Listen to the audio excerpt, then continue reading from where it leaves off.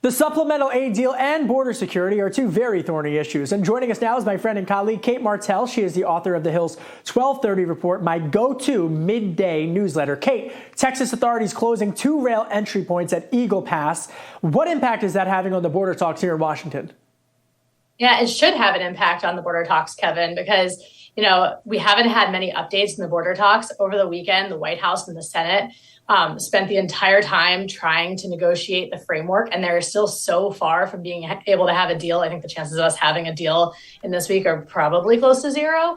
And so when you have updates like this will bring it to the forefront again. And I think hopefully draw more attention and get more headlines and probably give lawmakers a little bit more pressure so that they can hopefully find a deal and hammer something out before the holidays. Have Republicans been able to get any moderate Democrats on their side on this issue? Actually, yes, there are a few moderate Democrats, such as Joe Manchin, Mark Warner, and a few border state Democrats, I think, that are, that acknowledge that there is a crisis on the border and they know that something needs to happen. And they seem to be on their side. The problem, I think, the stickier part within the Democratic Party is that the Latino caucus members are so vehemently against what is happening with these border talks negotiations, and they really don't seem to like how harsh that they argue that some of these provisions would be. So that's the real argument, but it's now turning into a Dem on Dem fight more so than a Dem on Republican fight.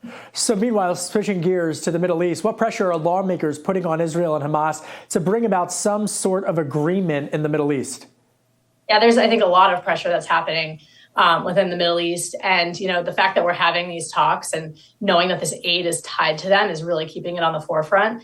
President Biden has been in a thorny situation, considering he's losing, I think, the demographic of some young Democrats that don't like how pro-Israel that they argue he's been. So I think that's adding even more pressure, which I think, to tie it back to the talks, is why some of these talks are, involving more moderate Democrats, knowing that they're going to need support from the other side of the aisle.